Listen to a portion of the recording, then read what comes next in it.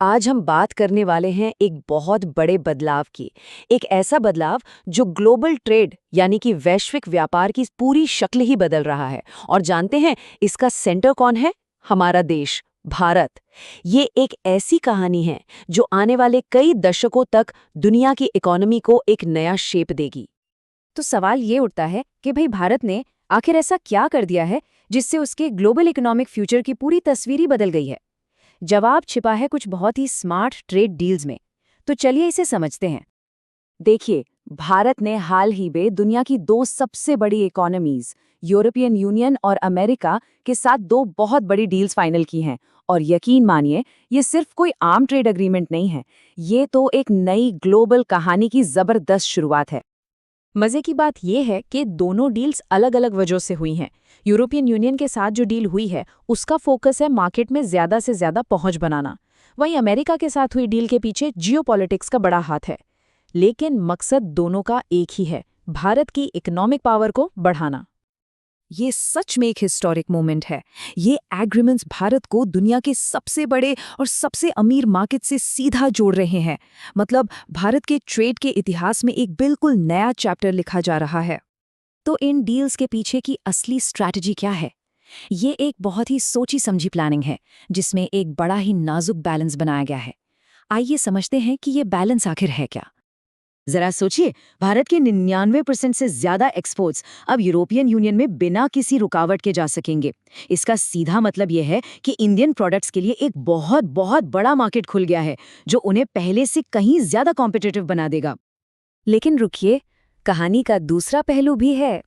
एक तरफ जहां भारत ने इतना बड़ा मार्केट एक्सेस लिया, वहीं दूसरी तरफ अपने सबसे जरूरी डोमेस्टिक सेक्टर्स को मजबूती से प्रोटेक्ट भी किया। इस पर कोई समझौता नहीं किया गया। खास तौर पर खेती, डेयरी और हमारे जो छोटे और मीडियम लेवल के उद्योग हैं, उन्हें एक तरह का सुरक्षा कवच दिया गया है। मतलब भारत ने इंटरनेशनल मार्केट में अपनी जगह तो बनाई, लेकिन अपने किसानों और छोटे व्यापारियों के हितों को दांव पर नहीं लगाया। तो इसे कहते हैं एक विन विन सिचुएशन, एक ऐसी स्ट्रैटेजी जहां भारत ग्लोबल ट्रेड का पूरा फायदा भी उठा रहा है और साथ ही अपने जरूरी सेक्टर्स को किसी भी बाहरी प्रेशर से बचा भी रहा है।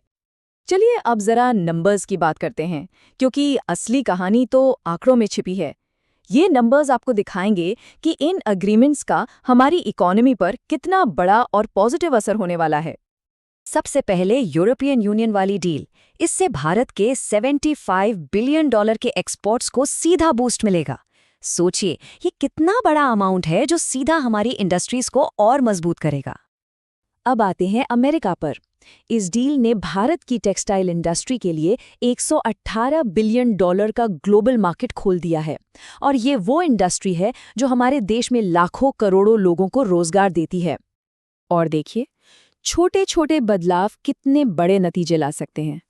अगर भारत अमेरिका के केमिकल इंपोर्ट मार्केट में चीन और सिंगापुर से सिर्फ 2% हिस्सा भी अपनी तरफ ले आता है, तो इससे हमारे जीडीपी में सीधे सीधे 0.2% की ग्रोथ हो सकती है। जैसा कि आप देख सकते हैं, केमिकल्स जैसे हाई वैल्यू सेक्टर्स में अभी चीन और सिंगापुर का दबदबा है, लेकिन अब भारत के पास इस गेम में एक बड़ा प्लेयर बनने और अपना मार्केट शेयर बढ़ाने का एक सुनहरा मौका है। और ये कहानी सिर्फ एक्सपोर्ट की नहीं है। इन डील्स से भारत को एनर्जी और ज़रूरी मशीनें इंपोर्ट करने के लिए भी नए ऑप्शंस मिल रहे हैं। इससे चीन और रूस जैसे देशों पर हमारी निर्भरता कम होगी। ये स्ट्रेटेजिक आज़ादी की तरफ एक बहुत बड़ा कदम है। तो इन सब का निचोड़ क्या है? ये सिर्फ कुछ ट्रेड एग्रीमेंट्स नहीं हैं। हम भारत के लिए एक नई ग्लोबल ट्रेड व्यवस्था को बनते हुए देख रहे हैं, जो उसकी बढ़ती हुई ताकत और कॉन्फिडेंस का प्रतीक है। ये कहानी ट्रेड से कहीं ज़्यादा बड़ी है। ये इस बात का सबूत है कि भारत अब एक मैच्योर और मार्केट पर आधारित इकोनॉमी के तौर पर उभर रहा है, जो ग्लोबल स्टेज पर एक बड़ी ताकत के रूप में अपनी जगह बना चुका है। ये कोड पूरी सिचुएशन को बहुत अच्छे से समझाता है। इसका मतलब है कि भारत अब दूसरों की शर्तों पर नहीं, बल्कि अपनी शर्तों और अपनी रफ्तार से दुनिया से डील कर रहा है। ये एक नया, आत्मविश्वासी और अपनी बात रखने वाला भारत है। तो ये है भारत की नई ट्रेड व्यवस्था। अब सवाल ये नहीं है कि आगे क्या होगा, बल्कि सवाल ये है कि दुनिया इस नए भारत के साथ कैसे तालमेल बैठाएगी और इन बदलावों का आने वाली पीढ़ियों पर क्या असर पड़ेगा? इसका जवाब हमें आने वाला वक्त ही देगा।